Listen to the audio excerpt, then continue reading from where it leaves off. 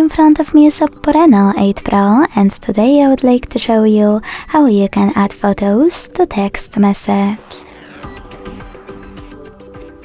Begin by opening Messages app and selecting or creating a chat. Then use this icon of a camera and the photo at the bottom left corner. And tap on all of your photos that you wish to add. Then select folders over here.